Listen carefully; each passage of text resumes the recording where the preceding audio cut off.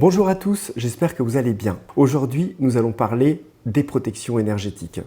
Alors, comme tout à chacun dans ce milieu, je pense qu'au fur et à mesure, en tout cas de grandir intérieurement, par nos pratiques spirituelles, notre certaine sensibilité, en tout cas aux énergies, nous acquérons une plus grande sensibilité qui peut s'apparaître négative au fur et à mesure de notre développement intérieur.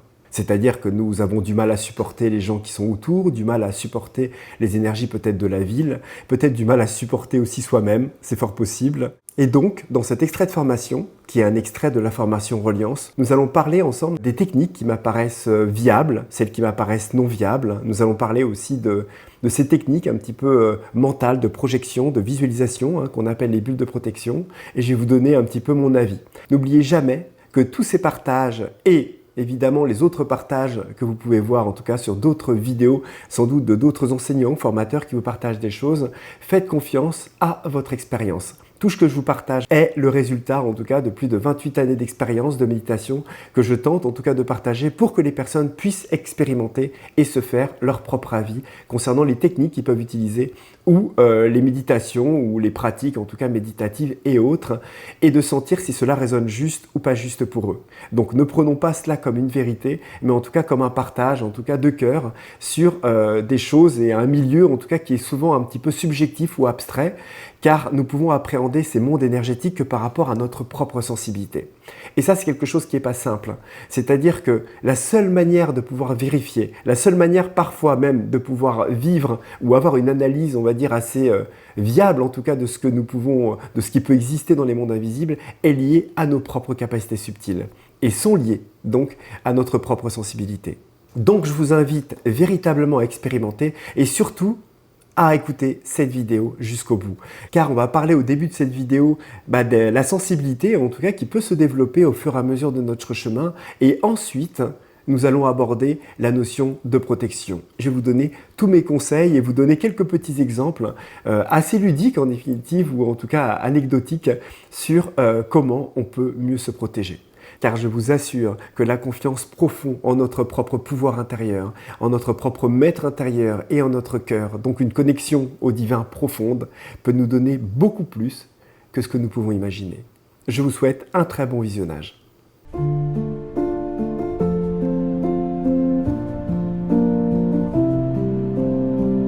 On peut avoir l'appréhension, quand on sait en fait que plus on monte en vibration, plus on révèle quelque part une certaine obscurité, que oui, il y a une partie où on révèle des problèmes qui n'étaient pas là avant.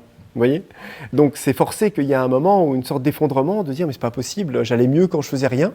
Et on a dans ce milieu des fois spirituel des gens qui ont l'apparence d'avoir plus de problèmes que ceux qui se posent pas de questions. Et c'est vrai. C'est pour ça que des fois on se dit mais en fait voilà, les gens vont moins bien dans les milieux spirituels que dans les milieux on va dire qu'on pourrait qualifier si on crée une division comme ça ordinaire, vous voyez ? C'est comme quand on arrive dans une biocoop et on voit que des gens malades. On se dit, bah mince, c'est un magasin bio quand même. Les gens, ils devraient aller bien, vous voyez ? Mais c'est pas significatif de la qualité ou de l'action de manger bien. Et ce que je veux dire par là, c'est que ce qu'il faut réaliser, c'est qu'au fur et à mesure que l'on va se développer, qu'on va développer, en tout cas révéler une certaine lumière, effectivement, nous allons révéler de partie correspondante cette obscurité. Mais ce qu'il faut comprendre, c'est qu'en même temps qu'il y a une certaine inconscience qui se révèle, de plus en plus, on prend conscience de cette grâce et de cette lumière qui nous accompagne. C'est-à-dire qu'on règle des problèmes plus profonds, certes, mais avec plus de sérénité, avec plus de lumière, et un accompagnement qui est, on va dire, beaucoup plus présent. C'est important en fait de le dire parce qu'on peut se dire ah ben mince, c'est vrai que voilà, je descends dans mes ombres et en fait ça va jamais s'arrêter. Mais en fait c'est que le niveau de conscience n'est plus le même. Ce qui est traité a une capacité à être traité de manière beaucoup plus efficace, de manière beaucoup plus alignée et détendue. Et donc il y a aussi un autre fait, c'est-à-dire que au fur et à mesure que l'on va s'ouvrir, au fur et à mesure que on va justement révéler en tout cas une certaine obscurité, il y a aussi des failles qui peuvent arriver. C'est-à-dire qu'ils peuvent se révéler, vous voyez, un certain état de faiblesse, des blessures qui remontent ou des choses qui font que ça va amener une certaine sensibilité, parfois, à certaines énergies à laquelle on n'était pas habitué. Parce que le fait de commencer à perméabiliser les corps, de commencer à nettoyer les corps de certaines crasses, entre guillemets, on pourrait dire comme ça, de certains miasmes, eh ben ça va rendre la qualité des corps et la matière beaucoup plus perméable et sensible. Ce qui est logique. Vous savez, c'est un peu le même phénomène que les gens qui fument des cigarettes et qui, au moment où ils arrêtent, eh ben, ils tombent souvent malades. Vous savez, au niveau de la gorge, choses comme ça, etc. Et comme si le goudron, en fait, protégeait. Hein, ça fait d'autres problématiques, certes, mais il y a un côté comme si, effectivement, ça protégeait de certaines choses. Et c'est un peu la même chose, vous voyez, les personnes qui sont dans une certaine ignorance, une inconscience et qui ne se posent pas de questions, sont protégées de certaines problématiques de société ou de certains questionnements même individuels. C'est-à-dire que l'inconscience protège des réalités de la conscience. Eh bien, l'inconscience des corps, c'est-à-dire le côté un peu chargé, filtré, un peu sclérosé et bas en vibration des corps quand ils sont chargés, protège d'une certaine sensibilité aux énergies extérieures, aux énergies de plombage, dans les grandes villes, les antennes relais, électromagnétisme, problèmes de maisons basses en vibration, d'entités, etc., etc. Bon, j'en passe et des meilleurs. Mais forcément, ce que je veux dire par là, c'est que au fur et à mesure qu'on se développe, on devient de plus en plus sensible. Et ça, c'est quelque chose qui n'est pas facile à gérer. C'est pas facile à gérer parce que on imagine qu'au fur et à mesure, on allait être de mieux en mieux, vous voyez, et on se rend compte que, la vie en société, le monde dans lequel on peut moins le supporter qu'avant. Et c'est antinomique, parce qu'on va dans une spiritualité qui est incarnée, on va dans un chemin de relation avec les autres, avec nous-mêmes, dans la société, dans le monde dans lequel on vit, et puis on finit à un moment sur notre chemin à avoir envie de quitter Paris, quitter la ville, vivre tout seul en campagne, ne plus voir nos collègues de boulot, plus supporter la ville, plus... Vous voyez, il y a quelque chose comme ça qui nous fait fuir. Mais en fait, ce qu'il faut réaliser aussi, c'est qu'il y a plusieurs choses par rapport à ça. Déjà, d'une chose, il faut bien réaliser qu'effectivement, il y a des pollutions quand même qui existent, qui sont, je vais dire ça comme ça, notre société ne va pas bien.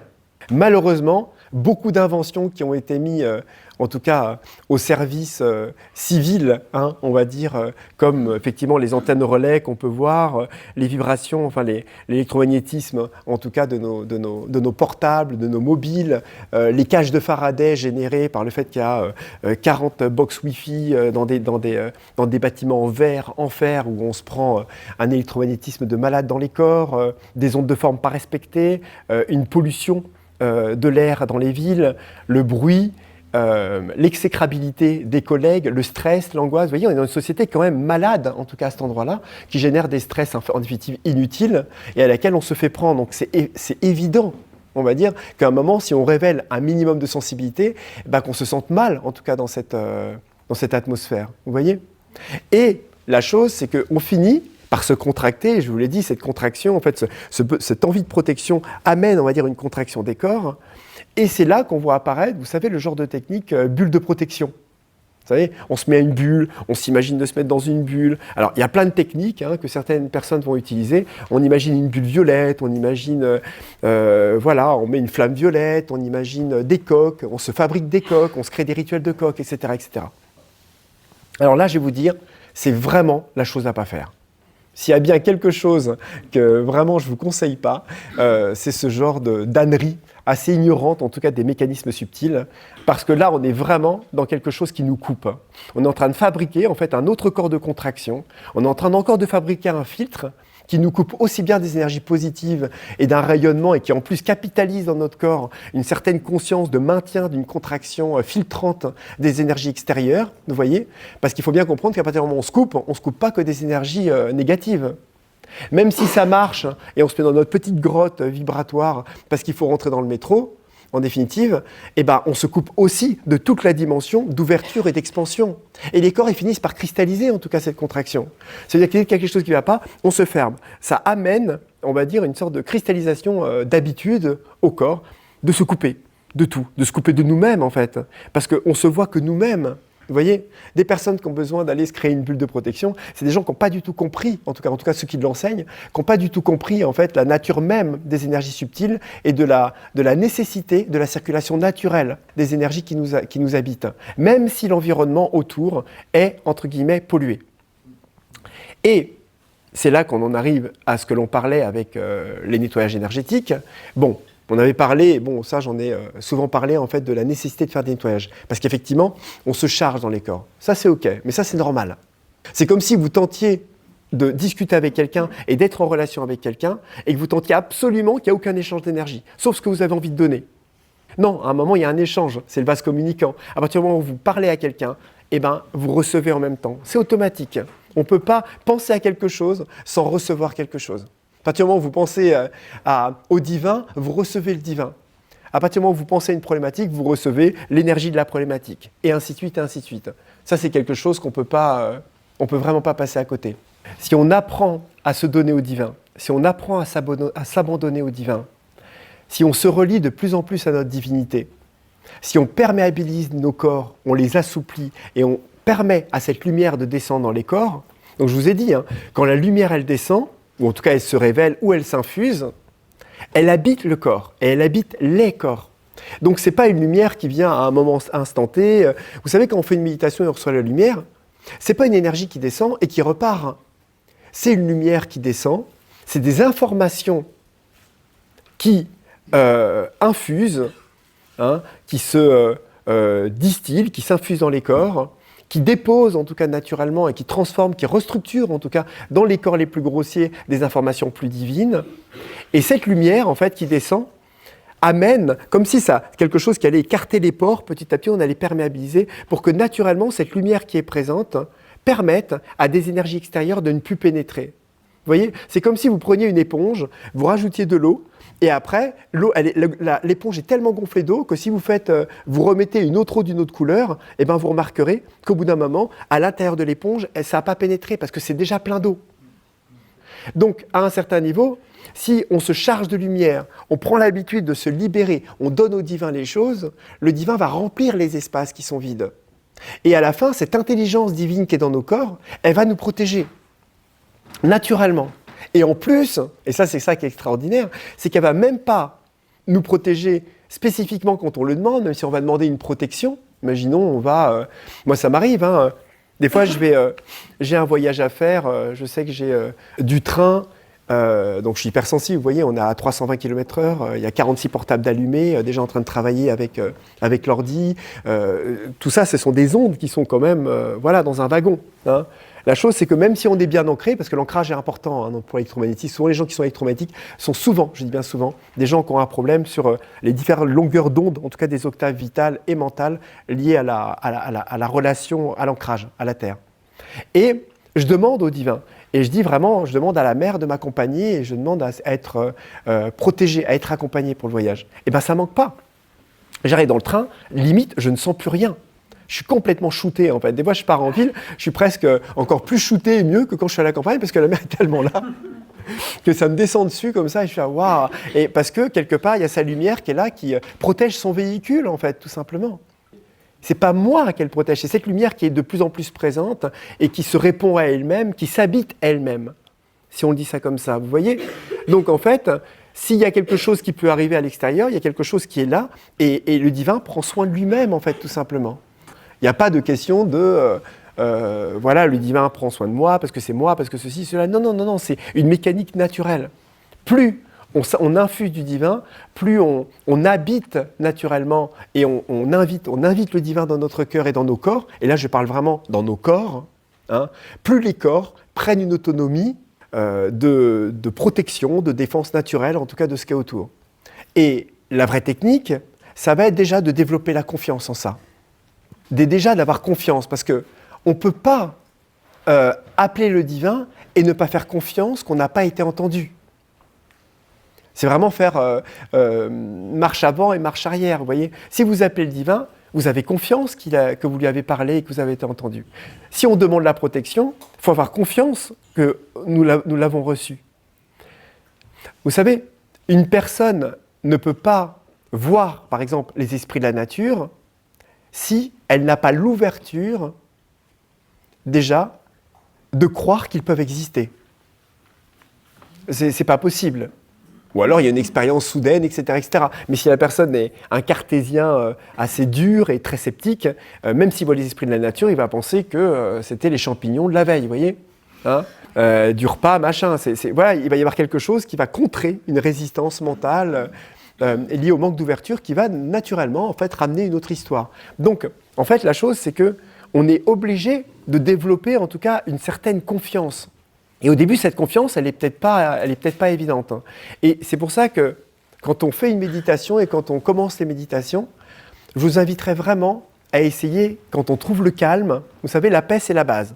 On trouve la paix. C'est comme si on amenait en fait naturellement l'espace de conscience à être vide. Une fois qu'on a cet espace de tranquillité et de paix, très simplement, on fait naître cette confiance. On se détend dans la paix, mais on se détend en confiance. Ça, c'est quelque chose qui peut se révéler naturellement, mais qui doit être presque quelque chose que l'on va créer soi-même. Un peu comme si, vous savez, on se couche et on a des draps propres avec une super bonne couette, et des vêtements, des draps qui sentent bon comme ça avec notre petit oreiller. On a tout changé, voilà, on se couche le soir, on est bien, et on se met dans le lit. Et là, on se met dedans. Et on fait exprès de se faire du bien et dire « Ah, je suis bien » et de se mettre dans cet état où on est bien. On pourrait ne pas être bien et dire « Bon, allez, hop, c'est mon truc, allez, je me couche ». Mais des fois, on a ce petit moment où on a envie de rester dans le truc et jouir et prendre plaisir de ces draps propres, de cette odeur, etc. Bon, mon exemple est ce qu'il est, hein, mais c'est un petit peu ça. C'est-à-dire qu'on se met dans la présence, on médite et à ce moment-là, on se met et on génère ce petit sentiment d'être bien avec soi, d'être bien dans la présence. Vous voyez, c'est une manière en fait d'amener le plaisir, en tout cas dans la méditation, et de commencer à générer ce sentiment de se sentir enveloppé dans le plaisir, dans la joie en fait d'être dans les bras du divin, dans notre propre présence, et ainsi de suite, et ainsi de suite. Et de ne pas voir ça comme quelque chose de mécanique, c'est une méditation, allez, je me mets, bon, voilà, et on attend que ce soit productif. C'est pas du tout ça. Ça va être vraiment dans quelque chose de très doux. Les réalisations, elles sont toujours très subtiles. Vous voyez, c'est dans la subtilité en fait que se trouve le bonheur, c'est dans la subtilité que se trouve le plaisir dans la relation avec le divin. Au début, il faut prendre les petites choses, il ne faut pas attendre des grandes choses. Au début, il faut y aller doucement. Vous savez, c'est un peu comme les capacités subtiles. Au début, on se dit, ah ben moi j'ai envie de voir l'esprit de la nature, j'ai envie de voir les êtres de lumière, j'ai envie de canaliser. On s'attend à entendre les choses d'une manière claire. Et puis en fait, quand on apprend à se connaître, on se rend compte que, mais non, c'est beaucoup plus subtil que ça. C'est une impression, c'est une rapidité de pensée qui n'est pas la même, c'est une qualité de vision qui est beaucoup plus nette, c'est la sensation d'une détente intérieure, c'est des émotions qui paraissent tassées ou au contraire révélées, c'est une sensation d'ancrage qui est un petit peu différent, c'est la respiration qui n'est plus tout à fait pareille. Vous voyez, on va commencer naturellement à se détendre dans ça, comme si on allait faire une toile de perception beaucoup plus sensible de notre monde intérieur pour doucement laisser apparaître cette subtilité comme pouvant devenir même grossière au bout d'un moment. Vous voyez ? Eh bien, c'est pareil. Pour la méditation, c'est la même chose. Et quand on va amener en tout cas cette lumière en tout cas à descendre et cette confiance à se faire, eh bien, vous allez voir que le rapport proportionnel à la foi et à la confiance, vous voyez, va appeler naturellement la protection. Plus vous allez aller en avant de la pollution, en avant de la problématique, plus vous allez développer ce lâcher-prise et cette confiance, plus la mer et le divin va descendre. Il y a un lien par rapport à ça. Vous savez, c'est intéressant, mais dans la Mahabharata, il y a des extraits en fait, dans lesquels a été tiré ce qu'on connaît, vous connaissez la Bhagavad Gita. La Gita, ce qu'on appelle la Gita. C'est un ensemble en tout cas de récits dans lequel il y a Arjuna et Krishna en fait qui sont, on va dire, le couple, en tout cas un peu héros, on va dire, du livre. Hein, ce sont un petit peu les enseignements un peu phares, un petit peu de l'hindouisme. Et très souvent, vous savez, je ne sais pas si vous avez déjà vu, on a un singe avec un homme qui est sur une sorte de traîneau. Voilà, avec une flèche et un petit homme bleu, Krishna, qui est derrière, en fait, assis derrière le traîneau, la petite roulotte, je ne sais pas comment on peut dire. Vous savez, quand il y a les chevaux attelés, j'ai pas le mot ce matin. Voilà, le char, ouais, voilà, j'ai du mal à trouver mes mots ce matin. Hein, le char. Alors je vous en fais une synthèse extrêmement réductrice, mais on s'entend bien pour que ce soit compris. C'est que dans cette petite histoire, il y a deux clans en fait qui se battent. Il y a le clan, on va dire, des mauvais, et il y a le clan des gentils. On dit comme ça, ceux qui représentent le bien, l'union, voilà, et ceux qui représentent un peu l'agressivité et la violence. Simplement, dans l'histoire, en fait, il y a une sorte d'un peu d'émeute, de discussion, de machin, enfin bon, qu'importe. Et il se passe qu'en fait, ils vont décider de se faire la guerre. Ils vont devoir se faire la guerre. Simplement, il y a des personnes dans le clan des mauvais ou dans lequel, de manière proche de Arjuna, qui est un héros en fait, qui vient du clan des gentils, qui se retrouve en fait, voilà, un petit peu dans le clan des méchants. Et les clans des méchants qui se retrouvent, bon, je reste dans la synthétique de l'histoire. Et au moment où, Arjuna va lui-même, en tout cas, combattre aussi, parce qu'il va devoir combattre, en tout cas, il y a Krishna qui arrive. Et Krishna choisit, en tout cas, d'enseigner Arjuna. C'est-à-dire que Krishna, dieu de l'amour, dieu du psychique, quelque part, symbolisé, vous savez, par cette petite être bleue, tu vois, qu'on appelle souvent, voilà, Krishna, Govinda, enfin voilà, il a de nombreux noms, c'est un peu le dieu de l'amour, on va dire ça comme ça. Il propose une chose. Et il dit, voilà, il demande au clan, qu'est-ce que vous préférez? Et il propose au clan des mauvais, il leur dit, je vous propose deux choses. Soit je vous donne toute ma force, toute ma puissance, et je vous donne toutes les possibilités, on va dire, matérielles et les dieux, etc., que j'ai pour vous battre, ou soit je ne vous donne rien, mais je choisis juste d'être là, sans armes, et de vous conseiller. Et eux, qu'est-ce qu'ils choisissent? Voilà, ils choisissent les armes, voilà, le pouvoir, etc., la puissance, en tout cas, pour pouvoir combattre. Et Arjuna, lui, choisit juste Krishna pour le conseiller. Et en fait, je vous en fais une synthèse, parce que c'est pas exactement ça. Mais on va dire, voilà, je la décris comme ça pour que ce soit plus simple. Et la chose, c'est que Arjuna se retrouve avec Krishna, qui lui ne va pas se battre. Il va juste rester à côté de lui tout le temps, et il va le conseiller. Et toute l'histoire de cette Gita et de cette histoire va commencer au moment du combat. C'est-à-dire que Krishna va commencer à l'enseigner au moment où le char va partir, les flèches vont commencer à fuser, et Arjuna se retrouve avec sa flèche à devoir tuer des amis à lui qui sont dans le camp adverse. Et l'enseignement commence comme ça. Et ce qui est intéressant, c'est que on pourrait se poser la question et se dire, mais mince, pourquoi l'enseignement ne commence pas dans lequel Arjuna est enseigné à l'école, avant, méditation, pour qu'il puisse avoir le temps de réfléchir une fois qu'il est sur le char, vous voyez? Mais non, l'enseignement commence en pleine action. Et là, il y a un enseignement profond, en fait, dans ça, vous voyez? Parce que, dans mon expérience, je me suis rendu compte que, certes, le divin, enseigne, apprend, mais en même temps, quand on a compris quelque chose, quand on a réalisé quelque chose, l'examen a lieu. Et cet examen, il ne se fait pas dans le calme. Il ne se fait pas dans notre chambre ou notre chaise de méditation chez nous, dans notre jardin. Vous voyez, il se fait sur le champ de bataille, dans la vie, dans l'adversité. C'est à ce moment-là. Et la chose, c'est que si on a compris et on a confiance, le divin descend. Et c'est lui qui combat, entre guillemets. C'est lui qui est là, en fait. Parce que tout ce jeu, toute cette lila, ce théâtre divin, c'est le divin en lui-même, par lui-même, à travers lui-même. Et nous, on a cette illusion que c'est à nous de le faire, parce qu'on n'a pas réalisé qu'en fait, c'est lui qui le fait, à travers nous. C'est pas du tout la même chose. Mais, nous, on doit apprendre à faire confiance, on doit apprendre à s'abandonner, on doit avoir la foi de sentir que c'est le divin qui joue en lui-même, à travers lui-même, pour lui-même. Vous voyez ?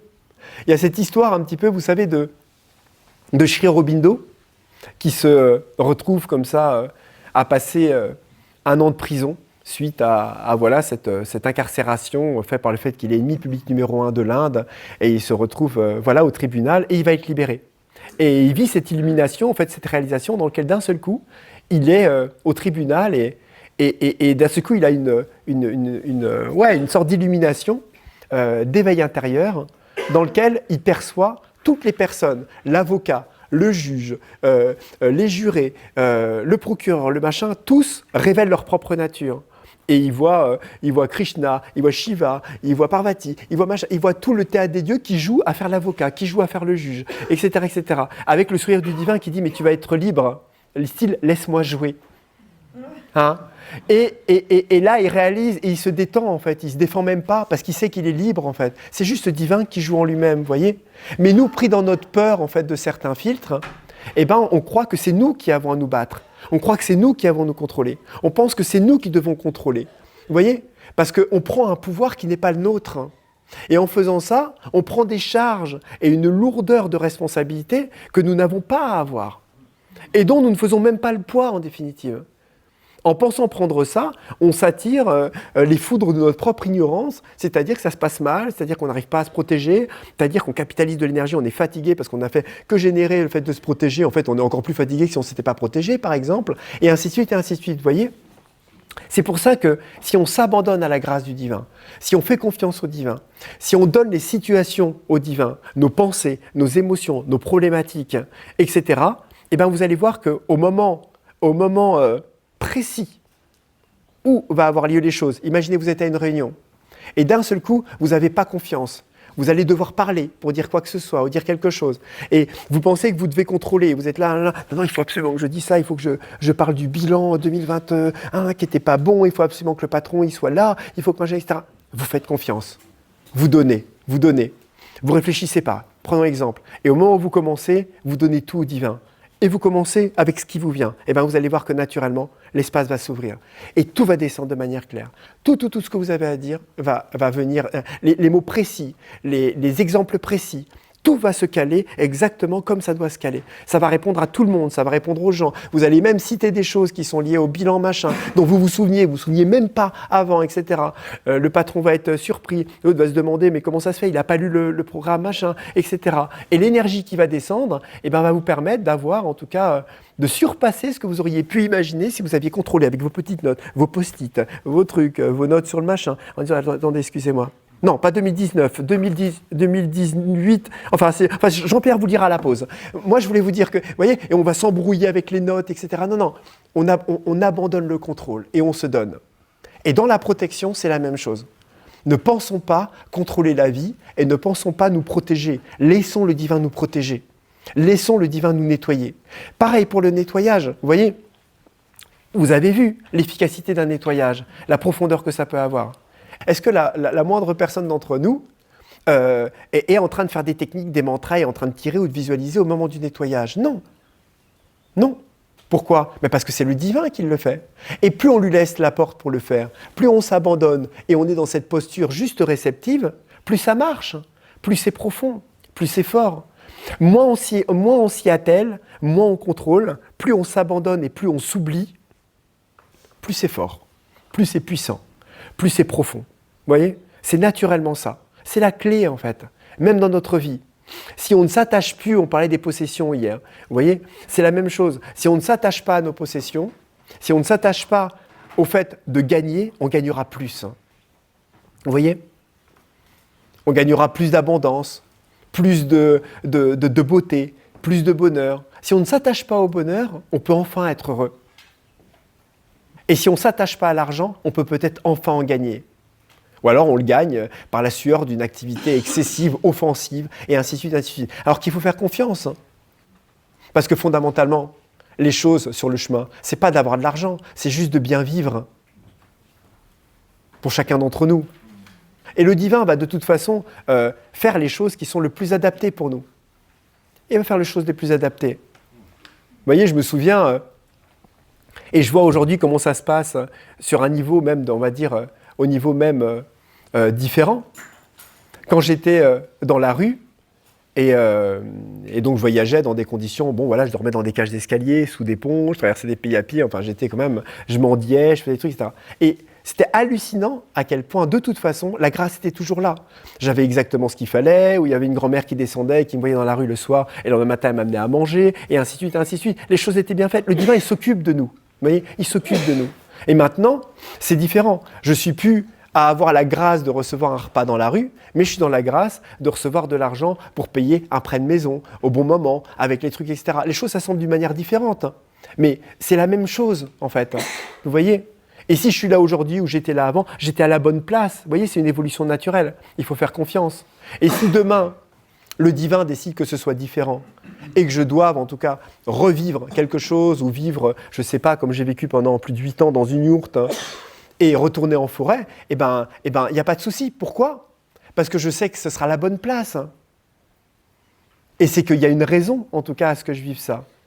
Quand on a cette vision et cette conscience qu'on est dans cette intention de grandir, cette intention en fait de descendre vers l'amour, d'apprendre à aimer, d'apprendre à se connaître et de réaliser notre divinité, on ne régresse jamais. Même dans notre vision mentale des choses, on sait qu'on ne régresse pas. Alors que si on est, et nous sommes dans une vision d'ascension, on va dire, sociale, professionnelle, etc., eh ben on sent l'échec arriver vite fait si on ne contrôle pas tout à fait les choses. On a l'impression qu'on ne va pas réaliser ce qu'on doit réaliser. On s'accroche, on s'attache, et l'ascension devient dure, vous voyez ? Parce qu'on porte des sacs à dos, et notre objectif, c'est un Everest. Mais on arrive au haut de l'Everest avec notre sac à dos, on regarde la vue, on se dit, bon, bah, maintenant, je fais quoi ? Bah, on cherche un mont encore plus haut pour voilà. Alors, et on n'est pas satisfait. On va être satisfait quelque temps, on est en haut, après, il faut redescendre, mais vous voyez ? Alors qu'en fait, et c'est ça qui est intéressant, hein, rappelez-vous toujours, je vous le dis, et rappelons-nous ce proverbe zen, l'important et l'objectif, ce n'est pas le but, c'est le chemin. Et les pépites se trouvent sur le chemin, tout le temps. Le plaisir et l'extase de la relation avec le divin, elle est ici et maintenant. Elle n'est pas quand vous serez mieux. Vous voyez, si là, on est là tous ensemble, et vous vous dites, non, dans quelques années, je serai mieux. Là, j'aurais réalisé, là, j'aurais en fait connecté le divin, là, je serais débarrassé de machin, là, j'aurais quitté mon compagnon, là, j'aurais changé de travail, là, j'aurais de toute façon quitté la ville. Si on se met ça comme objectif, le pire, c'est que notre conscience va s'assembler de manière à rendre cette réalité que nous imaginons possible. Et tout va s'assembler pour que nous attendions que tout ça soit réalisé pour être enfin disponible à un moment de bonheur. Mais ce moment-là, au moment où il va apparaître, après 2-3 ans qu'on aura fait tout ça, eh ben, on sera déjà dans un autre objectif de par l'insatisfaction de ne pas se déposer dans le présent. Et on va repartir de nouveau, on va dire, dans un marathon de faire, de projets, de mise en place de certaines choses, de certaines conditions psychologiques, mentales, spirituelles, pour attendre d'être bien. Alors que si dès maintenant on réalise que la présence est déjà là, tout est là, vous savez, rien ne changera dans 10 ans que ce qui est là. Rien ne changera. La présence sera toujours là, notre émotion et nos émotions seront toujours là. La qualité des phénomènes des pensées qui sont présentes seront toujours là. La qualité de la lumière spirituelle à laquelle nous avons accès sera toujours là. Les problèmes seront toujours là. La matière sera toujours là. Le soleil sera toujours là. Il n'y a rien qui change. Donc si dès maintenant, on ne se détend pas profondément et on se dit « Ah, ok, j'accepte de regarder ce qui est là et je me détends dans cette éternité de ce qui est », eh bien, vous allez voir que ça change tout. Dans le processus, ça change tout.